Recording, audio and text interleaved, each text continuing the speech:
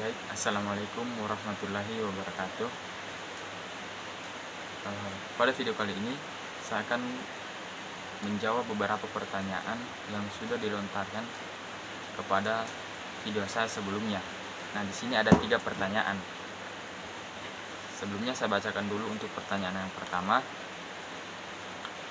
Dikatakan bahwasannya melalui dekonstruksi, Derrida menjadi tokoh yang sangat sentral bagi kaum post-strukturalis sekaligus postmodernisme. Nah, apa yang dimaksud dengan sentral dengan kaum post-strukturalis dan kaum postmodernisme? Dan apa yang membuatnya sehingga ia dianggap sentral pada kedua kaum tersebut? Nah, itu untuk pertanyaan yang pertama. Baik, dan adapun pertanyaan yang kedua, yaitu apa inti dari paham atau teori strukturalisme. Nah, itu pertanyaan yang kedua. Dan pertanyaan yang ketiga, bagaimana tanggapan Jacques Derrida tentang logosentrim. Nah, baik, langsung saja saya jawab untuk pertanyaan pertama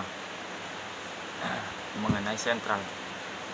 Sentral itu dianggap sebagai pusat atau contoh. Tokoh sentral, tokoh yang merupakan inti suatu kegiatan dan sebagainya. Nah, maksudnya dalam hubungan masyarakat, dalam suatu hubungan itu ada satu tokoh yang dianggap sebagai contoh, dan dia ini bisa menyeimbangkan atau membongkar dari semua pihak-pihak yang ada dalam masyarakat tersebut. Nah, itu pengertian dari sentral. Nah, untuk pengertian postmodernisme, kaum postmodernisme ialah gerakan abad ke-20 dalam seni, arsitektur, dan kritik yang melanjutkan modernisme. Nah, itu merupakan postmodernisme. Dia merupakan gerakan yang abad ke-20 tentang seni, arsitektur, dan kritik yang melanjutkan modernisme. Kalau untuk kaum strukturalisme ialah paham atau pandangan yang menyatakan bahwa semua masyarakat dan kebudayaan memiliki suatu struktur yang sama dan tetap.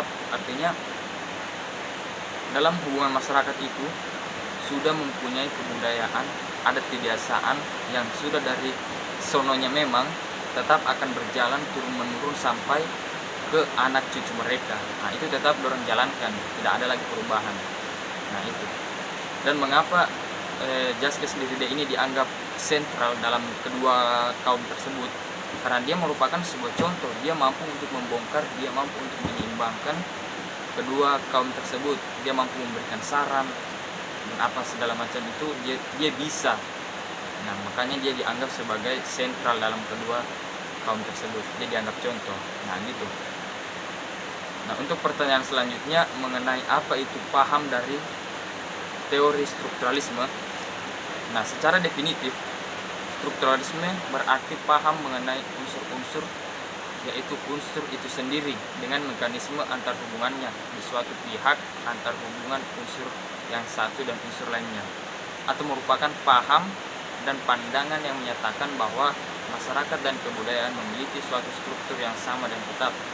Artinya sama seperti penjelasan di pertanyaan sebelumnya tadi, yaitu dalam hubungan masyarakat itu sudah mempunyai adat istiadat dan kebiasaan yang tetap, dan itu tidak bisa diubah lagi. Nah, itu seperti itu. Dan adapun pertanyaan yang ketiga, tanggapan Jacques Derrida mengenai logosentrim. Nah, menurut Jacques, logosentrim sekurang-kurangnya memiliki 2 ciri, yaitu yang pertama, prosedur-prosedur yang sudah ada harus diakui sebagai suatu orientasi yang paling umum. Dan yang kedua, prosedur-prosedur yang sudah ada harus diterima secara umum dan tidak perlu lagi dipertanyakan atau dipermasalahkan lagi. Nah, penjelasan ini kurang lebih seperti penjelasan pertanyaan sebelumnya. Ya, baik, mungkin itu saja sedikit jawaban dari saya. Apabila ada kurang, mohon dimaafkan. Apabila juga ada yang ditanggapi, silahkan. Kurang lebihnya mohon maaf. Wassalamualaikum warahmatullahi wabarakatuh.